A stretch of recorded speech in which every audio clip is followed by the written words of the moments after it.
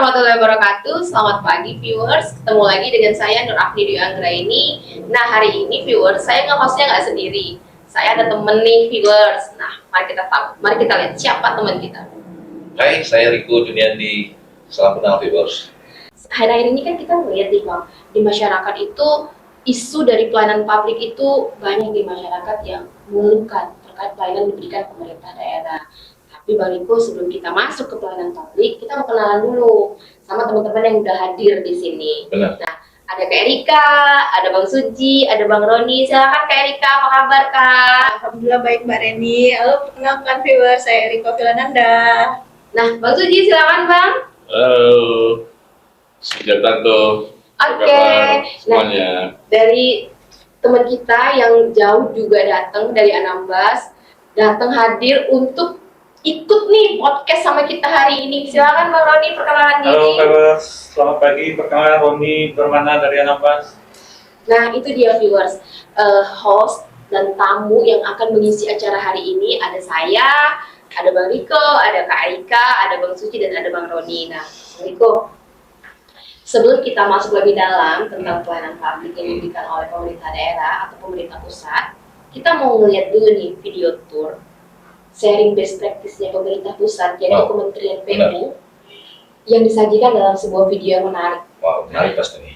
Kita lihat dulu ya videonya seperti apa, supaya nanti kita bisa tahu nih isu apa yang mau kita angkat. Benar. Silakan viewers, selamat menyaksikan. Halo sahabat PUPR, masih ingat kan sama konten sebelumnya kalau kita sudah keliling-keliling kampus PUPR yang super kece ini? Buat sahabat yang masih kepo, PUPR punya loh ruang pelayanan publik terpadu. Nah, pelayanan publik terpadu ini mengedepankan prinsip transformasi digital. Jadi, sebagian besar pelayanan publiknya dapat dilakukan secara online.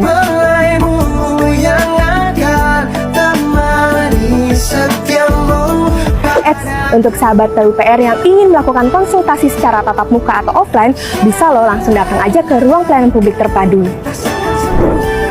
Lokasinya ada di gedung utama lantai 1 Kementerian PUPR. Jadi, pelayanan publik terpadu di Kementerian PUPR ini dibuat agar selaras pengelolaannya pada satu tempat, supaya lebih efisien dan efektif. Aku spill dulu ya, ada apa aja sih? Let's move! Yap, pastinya satu pintu layanan. Fasilitasnya juga nggak kaleng-kaleng nih, nyaman banget. Ada ruang konsultasi, call center 158, ada pojok ramah anak, dan fasilitas pendukung lainnya yang ramah untuk sahabat disabilitas. Gilang. KPPT untuk apa ya Ibu? Hari ini saya datang untuk konsultasi bangunan gedung dan SIMBG, Mbak. Tentang fasilitas rumah negara. Nah, supaya lebih jelas lagi, yuk kita bahas layanan apa saja sih yang bisa kita dapatkan di pelayanan publik terpadu ini. Yang pertama, izin pengusahaan dan pemanfaatan sumber daya air. Yang kedua, fasilitas rumah negara. Yang ketiga, konsultasi bangunan gedung dan SIMDG. Yang keempat, konsultasi pengadaan barang dan jasa. Yang kelima, perizinan berusaha berbasis risiko, subsektor jasa konstruksi. Yang keenam, layanan konsultasi dana alokasi khusus. Yang ketujuh, layanan peta geospasial. Dan yang terakhir, layanan informasi publik dan pengaduan.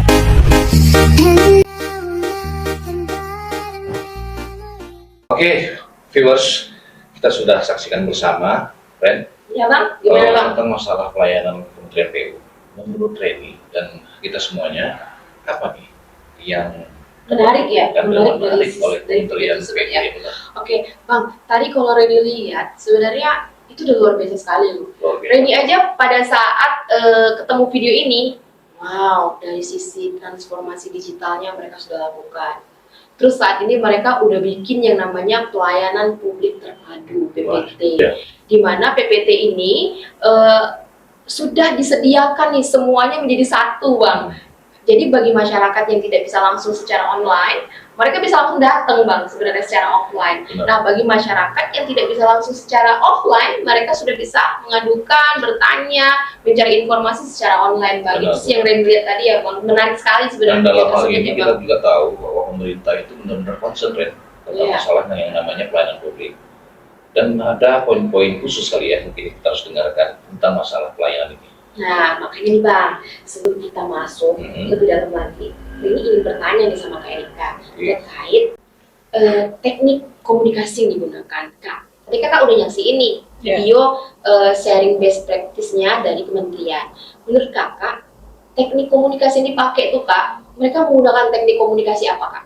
Oke, ini ya Mbak Reni, kalau saya perhatikan tadi dari video yang disampaikan, itu udah sangat cukup baik ya Mbak. Karena menurut saya itu pelayanannya publik yang disediakan itu udah secara efektif, di mana pelayanan antara pemberi pelayanan dan penerima pelayanan itu udah sangat, komunikasinya itu udah terjalin antara dua secara arah ya. langsung ya, sehingga apa yang mau disampaikan itu udah sangat udah tersampaikan dan sangat jelas.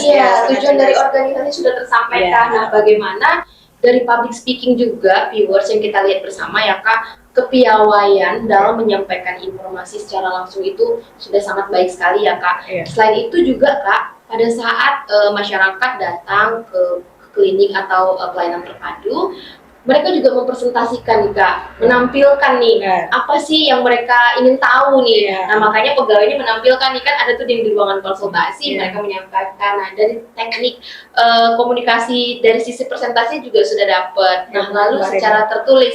Nah, dengan hadirnya program pelayanan terpadu ini dan digitalisasi, sebenarnya kan ini merupakan informasi secara tertulis dari kementerian ya Bang Riko yang disampaikan kepada masyarakat. Lalu mereka juga kalau Reni lihat ya Kak, mereka ada teknik komunikasi dalam mengolah keluhan, benar nggak Kak? Benar. Tadi kan kita lihat tuh Kak, ada ruang konsultasi, terus disediakan juga call center 188 ya Kak ya. Nah, jadi memang teknik komunikasi yang digunakan dalam pelayanan yang diberikan Kementerian PU ini sebenarnya udah lengkap banget nih Bang. Dan biasa ya, perbaikan transportasi digital itu aplikasi layanan online, pelatihan SDM dan kebudayaan pelayanan prima, studi kasus keberhasilan, misalnya layanan terpadu, sistem antrian online dan lain-lain. Mungkin ada hal-hal yang lebih penting lagi keren. Kalau menurut ini sih Bang, pada saat pemerintah pusat atau Kementerian PU menyiapkan pelayanan ini, tentu mereka sudah menyiapkan Bang hal-hal yang memang dibutuhkan di lapangan benar. ya Bang. Nah, tadi nih Bang Riko, kita udah membahas dari sisi teknik komunikasi pelayanan publik. Tentunya Bang, pemerintah pusat, khususnya Kementerian PU ini nggak main-main ya dalam merencanakan penganggarannya nih untuk kegiatan yang mereka lakukan tadi nih untuk memberikan pelayanan prima kepada masyarakat. Nah, menurut Bang Riko nih Bang, dari sisi perencanaan penyusunan anggaran Bang dan penyusunan rencana kegiatan, gimana nih Bang terkait sistematisnya menurut Bang Riko dari video yang sudah kita saksikan bersama tadi? Kalau saya lihat kan tahap-tahapannya itu ada beberapa definisi ya. Kalau menurut saya ada 7 definisi yang harus kita siapkan, seperti identifikasi kebutuhan, penetapan prioritas, terus rumusan program dan kegiatan, penyusunan anggaran, koordinasi sistem koordinasisasi, pengesahan dan penetapan, sosialisasi dan bagaimana kita membahasakan ke publik, seperti itu. Nah, benar Bang. Berarti memang itu adalah langkah-langkah yang perlu dilakukan nih sama Kementerian PU pertama dalam menganalisa kebutuhan masyarakat. Nah, dengan hadirnya aplikasi atau program ini diharapkan memberikan pelayanan yang lebih prima lagi. Contohnya tadi mereka menjelaskan dalam pelayanan perizinan Bang. Nah, jadi sebenarnya analisa kebutuhannya itu sudah ada Bang. Terus yang kedua adalah penetapan standar. Nah, penetapan standar ini dilihat dari SOP-nya Bang. Nah, tadi kan kita lihat bersama tuh, mulai dari masyarakat datang, ditanyakan nih kebutuhannya apa. Itu sebenarnya kan standar operasional prosedur yang memang sudah mereka siapkan. Lalu ukuran keberhasilannya ini mungkin diukur dari IKU-nya Bang, dari indikator kinerja utamanya. Sudah kita lihat tadi indikator kinerja utamanya apa sih? Pelayanan publik. Terus sumber daya pelayanannya, terlihat jelas banget SOP-nya yang dilakukan oleh Kementerian PU. Sudah ada tuh tahapan-tahapannya. Lalu rencana pengendaliannya. Nah, sebenarnya Bang, dengan disediakannya ruang publik ini, pelayanan publik ini berbasis digital maupun pelayanan terpadu, sebenarnya inilah yang dijadikan oleh Kementerian PU dalam pengendalian pekerjaannya Bang, dalam memberikan pengawasan. Jadi pengawasan dan pengendaliannya tuh sebenarnya ini, yaitu melalui pelayanan secara digital maupun pelayanan secara terpadu. Oke, sekarang kita tanya ke sisinya Bang Roni dari sisi manajemen mutunya. Eko, Siap. tadi kan kita udah ngebahas dari sisi teknik komunikasi, terus kita ngebahas dari sisi perencanaan pelayanan, perencanaan penganggaran, perencanaan kegiatan. Nah, jadi Bang, dari hasil produk yang sudah dihasilkan tadi kan bentuknya adalah pelayanan nih, pelayanan terpadu, pelayanan berbasis digital. Nah, menurut Abang sendiri, gimana nih Bang dari kualitas mutu pelayanan publik yang sudah dilakukan yang Abang lihat di video tadi? Baik, kualitas yang dari pelayanan terpadu tadi berdasarkan kualitas mutunya itu sudah terlihat cukup baik.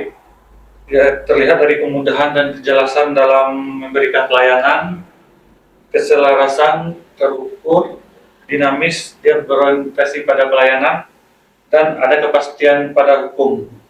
Nah, jadi memang sebenarnya kualitas mutu pelayanannya pun sebenarnya udah mereka siapin ya, Ya. Bang. Jadi dengan adanya produk yang ingin mereka hasilkan tentunya dari kemudahan dan kejelasan dalam memberikan pelayanan sudah mereka siapkan. Yaitu ya tadi, ketika masyarakat datang, masyarakat ingin tahu, saya ingin bikin, ini nih Pak, membuat perizinan ini, Ya. lalu diarahkan, ya silakan Ibu, itu kan sesuatu kemudahan Betul. dalam kejelasan ya, Bang, dalam pemerintah memberikan informasi nih kepada masyarakat, lalu keselarasan antara yang bertanya dengan yang ditanya. Masya Allah banget, ini keren banget. Yang kedua adalah, yang ketiga adalah terukur. Nah, apa sih yang ingin dihasilkan? Itu terukur banget. Yang ketiga, yang selanjutnya adalah dinamis dan berorientasi pada pelayanan, lalu ada kepastian hukum. Jadi, setiap tindakan yang dilakukan oleh pemerintah pusat, khususnya Kementerian PU ini sudah ada dasar hukumnya. Jadi tidak hanya sekedar memberikan pelayanan gitu aja ya Bang,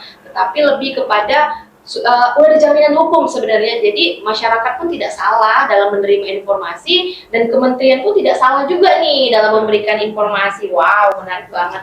Terima kasih nih Bang Roni. Oke, selanjutnya kita ingin lebih masuk nih ke dalam pertanyaan yang sebenarnya ini yang ditunggu-tunggu nih Bang Suci.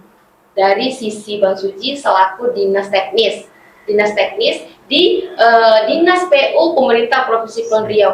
Saya melihat tuh di pelayanan digitalnya itu Bang, mereka itu udah nyiapin aplikasi store. Jadi pelayanan ini tuh sudah bisa di-download di aplikasi store, di Play Store. Ini kan satu kemajuan ya Bang ya, yang memang harus menjadi contoh nih Bang untuk kita pemerintah Provinsi Kepulauan Riau dalam menyiapkan akses yang mudah pada masyarakat. Nah, sebelum kita nyambung ke Bang Suci, dari video yang Bang Suci tadi lihat, kan ada yang namanya pelayanan yang disiapkan itu dari sisi DAK. Nah, itu yang mau Reni tanya. Itu pertanyaan khusus. Tapi Bang, Reni masih bingung nih Bang. Saya masih bingung banget terkait pelayanan yang tersedia di PPT, izin pengusahaan, pemanfaatan sumber daya air, fasilitas rumah negara, konsultasi bangunan gedung dan CEBG, konsultasi pengaduan barang dan jasa, perizinan berusaha berbasis risiko, layanan konsultasi alokasi dana khusus, layanan peta geospasial, dan layanan informasi publik. Nah, dari 8 pelayanan ini Bang, sebenarnya Abang nih, atau Dinas PU sendiri nih, kalau datang ke pusat, sebenarnya kemana nih Bang? Ke 8 yang udah Reni sebutin tadi, gimana nih Bang? Baik. Kayaknya udah mulai ini nih. Udah panas ya? Pembahasannya udah mulai menarik nih gitu, udah makin seru. Memang ya kita nantikan dari PU memang inovasinya memang dari update terus setiap tahunnya memang kita ketahui memang pelayanan publik yang di PU ini udah ada di Play Store sama Apple Store. Jadi Dinas PU sendiri, Kementerian PU itu induk dari PU. Juga kami ke sana banyak peraturan kami pakai dari PU. Jadi kita memang selalu koordinasi dan konsultasi ke Kementerian PU, khususnya seperti yang Reni katakan tadi, yang ngomongin tadi, dana alokasi khusus. Kenapa saya bilang gitu? Karena memang dana alokasi khusus inilah yang diberikan pemerintah pusat untuk daerah yang bisa kita bangun untuk infrastruktur kita di daerah kita sendiri. Karena kita tahu perannya pusat untuk membantu daerah ya melalui program seperti DAK ini. Wow, jadi Bang, memang sekarang ke Dinas PU lagi concern terhadap dana alokasi khusus dari pemerintah pusat ya Bang ke pemerintah daerah. Di mana sebenarnya dana alokasi khusus ini sudah ada ya Bang peruntukannya. Nah, yang mau ditanyakan lebih lanjut nih Bang, dana alokasi khusus yang disalurkan pusat ke pemerintah daerah itu contoh kegiatannya apa nih Bang untuk pemerintah kita? Ya, kalau khusus di PU, kita setiap tahun itu mendapat dana alokasi khusus itu untuk peningkatan infrastruktur daerah seperti sarana dan prasarana jalan yang untuk melancarkan mobilitas barang, mobilitas orang, itu untuk meningkatkan ekonomi daerah juga. Memang kita ketahui memang di pemerintah sediakan bukan hanya untuk PU, ada juga seperti kita ketahui dari pendidikan, kesehatan, memang dari kita di PU, kita concernnya memang untuk infrastruktur daerah kita, maka kita setiap tahun itu sering melakukan konsultasi di Kementerian PU. Gitu. Jadi dalam artian sebenarnya pemerintah pusat ini nggak hanya memberikan pelayanan langsung kepada masyarakat, tetapi bagaimana juga memberikan fasilitas anggaran nih kepada pemerintah daerah ya, agar anggaran yang dari pemerintah pusat ini sampai ke masyarakat melalui pemerintah daerah. Di pemerintah Provinsi Kepulauan Riau sendiri nih Bang, pelayanan digital apa yang sudah disiapkan oleh pemerintah Pemprov Kepri melalui PU untuk pelayanan kepada masyarakat? Ya, ini yang kita juga nggak mau kalah sama pemerintah pusat, karena seperti kita bilang tadi, pemerintah pusat itu induknya kita di daerah tetap, pemerintah kita tetap berkiblatnya di sana.